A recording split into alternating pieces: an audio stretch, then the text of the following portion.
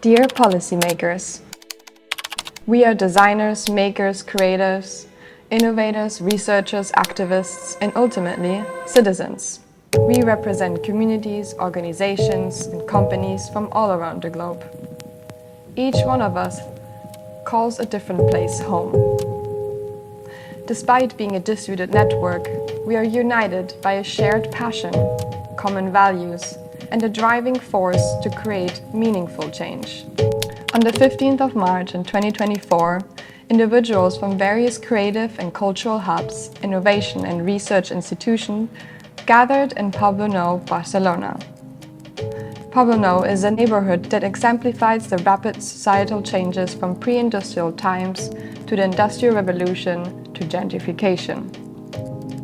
This neighborhood embodies both conflict and cohesion, making it a perfect context for a group like ours to come together and discuss the challenges we face as a society amidst the polycrisis, sharing our experiences of working in times of rapid change.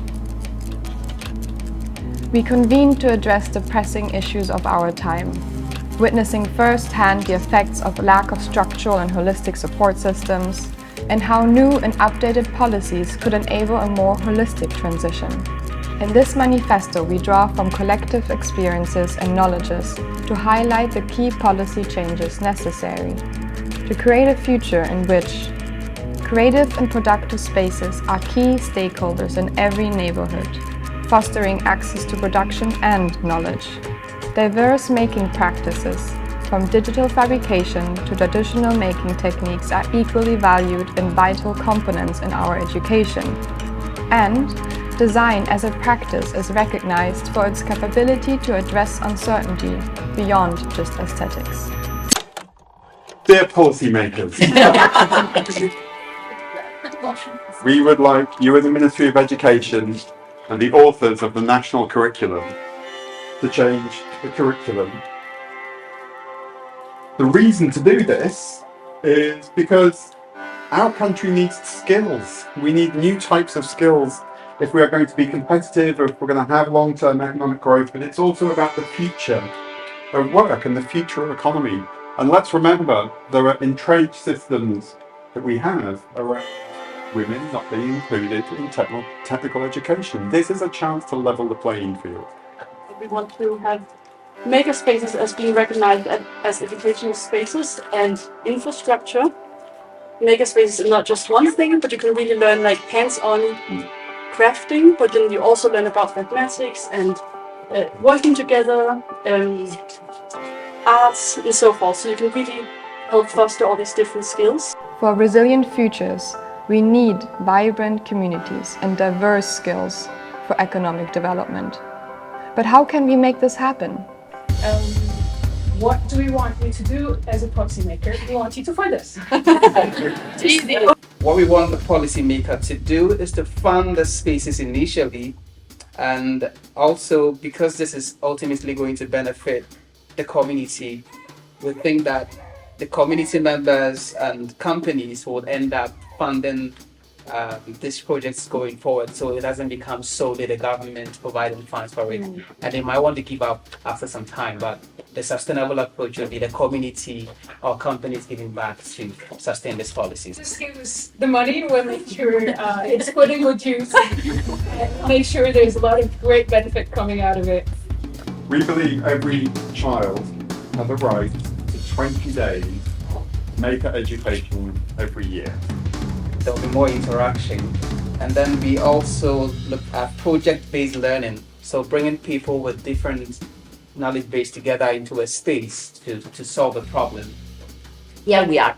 Under the agenda Cameroon 2030, we want to introduce the concept of distributed manufacturing to your policy. And this is why we are here in front of you, group of ministry, and we wanted to speak mostly with you, Ministry of Industry, because we believe that we cannot forget what happened during COVID time and COVID pandemic. That is a great example of how actually a distributed manufacturing system had to face this huge problem, and without knowing that we are actually applying that system, those tools, our network and our makerspace to face a worldwide problem. You see, through our practice and everyday engagement with different communities, we gain an understanding of the opportunities there are, and we need to create new and updated policies to address those, which ultimately can lead to enable a resilient, creative and cultural industry. As a listener to our manifesto, you may wonder, why is this important? And why should I support creative and productive spaces? The long-term change that we will see if we actually recognize makerspaces as educational spaces, that would be increasing the innovation capacity. We would increase the confidence and independence of young people, which will help them thrive more. Our entry point, we are looking at reducing unemployment, less school dropouts, and promoting innovation and creativity, what is linked to a lot of the national agendas across Africa and Europe. Our winning points are making people fit for employment, because we discussed that people after school will have to spend the early years learning on the job. But if they have maker spaces within their schools, they would already go to the job with some level of experience and expertise. It will also improve teaching and learning, the way teaching and learning is delivered, to make it more interesting. It's going to bring more creativity and innovation. So you'll have a lot of people that are equipped with skills to do things on their own. They don't have to wait for government to employ them. And It's all very basic understandings of human things that we forget sometimes because we're so stuck into big supply chain and importing things that most of the time we don't need or does not exactly cater to the exact, how do you say this, the needs of the local community itself, because it's all standardized goods that we're used to. So this would be really one of our approaches to tackle that. And one of the direct benefits that would come would be basically creating local resilience, making sure that now that we live in very troubling times and very unsettling political and environmental times, we're able to create more communities that are resilient, that can find solutions, create for themselves. So yeah, resilience, jobs, you're creating jobs within remote areas, so not just in big cities and industrial complexes. You're upskilling your society. You might see other benefits around agency and self-belief, quality of education as well. But the long-term change ultimately is about a country that is more entrepreneurial, with commitments, with a population that is able to engage in science, technology and innovation. The direct benefit of this would be simply more students involved in science, technology, engineering, arts and maths.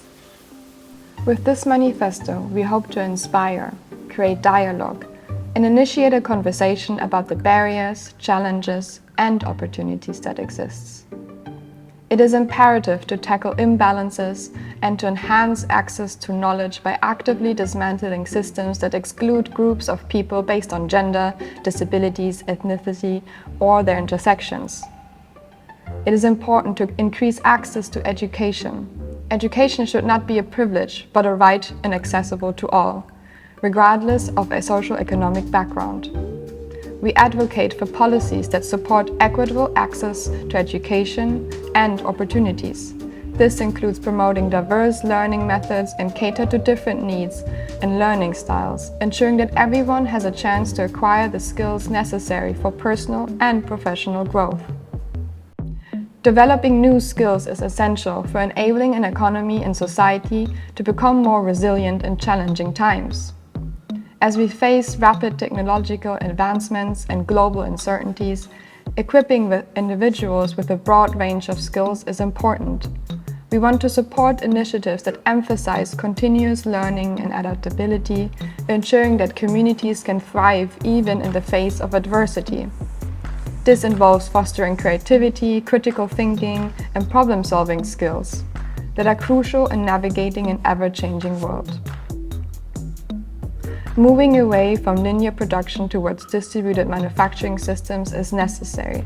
This shift can lead us to more regenerative, circular, resilient productions and design processes, in which we share data and knowledge on a global scale, but adapt designs to the local skills and resources available together with communities.